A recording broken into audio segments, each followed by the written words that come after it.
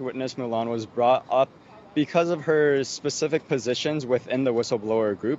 She had a couple of titles that made her in charge of certain areas. She was, for example, the director of the Rule of Law Foundation. She was a part of the Iron Blood group as well as a farm leader herself. So all of these combined gave her certain privileges to oversee operations, whereas most of our fellow fighters wouldn't exactly get to see. And the government brought her on, in my opinion, as a way to demonstrate the behind the scenes of what was going on within the funding, the links between each investment, and at the very end of the day, they also brought up the Kyle Bass hedge fund as a relationship to the G series. So, but I believe for her testimonial, she was basing her entire case around this idea of trust. And this trust was brought up many, many times because it was almost as an excuse as to why she didn't read any court documents, why she signed away all the money, why she sent the money to, et cetera, et cetera. And she always testified that it was because she trusted Miles Guo. And this kept this idea of trusting Miles Guo as an excuse of overseeing operations was repeatedly brought up even during the direct, actually. Yeah, so it was very interesting to see. And now they're bringing, former members, of the political movement and try to claim, certain, leading positions in the movement actually testified now against Miles. Yeah, so this witness particularly, she did speak English, although it was not her first language. She was able to understand the direct, and she spoke on behalf of herself. The only issues that occurred were that she was very timid, I would say. She kept dodging the microphone, and the judge asked her multiple times, as well as the prosecutor, to speak into the mic as she was shying away from it and speaking in a very low tone. So what was Miles's reaction in the court today? Yeah, so unfortunately I couldn't see Miles's face, but I saw that he was staring very intently from his side profile. I can assure you that he was staring deep into her soul with those eyes of his, digging out all the secrets of of her past and whatnot with that stare. But yeah, I think he was very somber-hearted to see a fellow member, especially one so close, testifying against him. So it was a very unique moment in court today. What really hit me is that when it was mentioned Brother Seven, so 七哥, this is like a nickname that a lot of fellow fighters call, because Miles Guo is the seventh child of his family.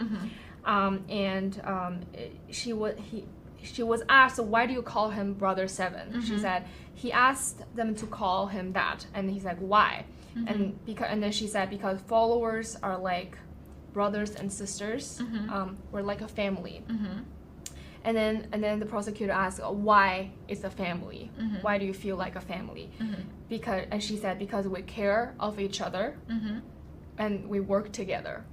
And I wanted to mention that a lot of audience, because of her deep involvement and her influence beside of Miles Guo, and also in the Iron Blood group that was really close with Miles, her influence it's gone up to the point where a lot of people follow her and then believed her, and then because she's one of the most trusted person with Miles, and a lot people of may think fighters, that she was one of the most trusted person. Yes, for sure. And I saw a lot of fellow fighters in the audience seat start crying, and they're wiping their tears, and this feeling of being betrayal, this betrayal feeling that somebody stepped outside just to calm down for a moment. That I believe that she said she was telling Miles that she really liked his sunglasses, because it's the sunglasses that he wears in the broadcast. And Miles Guo said, "Oh, if you like it, I'll give it to you." And then he mailed the sunglasses within a gift box. Not like a glass box, like a glass holder or something.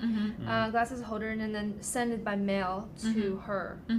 And then it was presented. Everyone was looking at the sunglasses. masses. Yeah, I can speak to it a little bit. It's like, from my perspective, it really goes to show you the generosity of Mr. Miles Guo.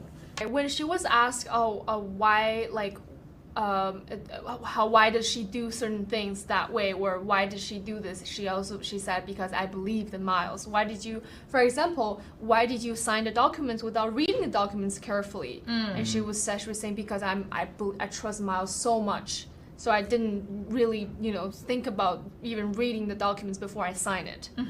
Regarding to the risks, right? Yeah. Regarding a lot to of the negligence details. on the individual level, but pinned on other people. So. Right, and then because she said at the time she trusted him 100%, 1000%, and that the word scam was used when she was asked, what's your understanding about this investment now? And then if was risk was important to your decision, and she's like, yes, would you still invest if they're not guaranteed? Well, let's guarantee the loss. When the Miles' videos, he guaranteed to pay back the loss, and she's like, would you still invest if they're not guaranteed? She's like, no. And then such questions, that leads to the answer to a scam when she was asking about your understanding of this. There's a pattern. Yes. There's a pattern to all the other witnesses too. I think that's the narrative that they're going with. I mean, towards the end, after the 44-second video, and then mentioning about the whole why did Mr. Miles even start these projects, they went to GTV a little bit. Like, what is GTV, for example? And she explained, it's like a platform that's similar to YouTube in combination with Twitter, for example. It's also a platform where, she said in her quotes, true news from the West was able to reach the Chinese, China, to the East, and vice versa, right? So, a place of free speech. She mentioned the Great Firewall from the CCP, how a lot of the information overseas are very manipulated. So this is a true platform that was able to, be a place of a safe haven, so to speak. And then she was also asked, so in terms of view counts, right? They said, well, how many view counts were on GTV? And then she answered, well, billions of views on GTV for people that watch Mr. Miles Guo's live streams. And then she was asked, well, how many views were on YouTube? For example, asking about Mr. Miles Guo. Oh, not as much as GTV, which in reality, it tells me as a bystander that because I don't see the real analytics to tell everybody, it's exactly this many views, right? But it's telling the jurors, because I was looking at the people's reaction because we're sitting right there and the jurors right there in front of us, that I think the common sense, the logic, when you connect the dots, is like, it really goes to show you that a lot of the platforms, because we know Mr. Miles was silenced, right, off of Twitter and YouTube. He can't do live streams on YouTube versus him posting more clips and things like that. So it's a little different too. So it really goes to show, at least for me personally, like on GTV, the true numbers are the true numbers, which really shows the real analytics of multi-billion views. Right. Versus what was being suppressed on other platforms. Yeah. Right? So it really solidifies right. GTV. We're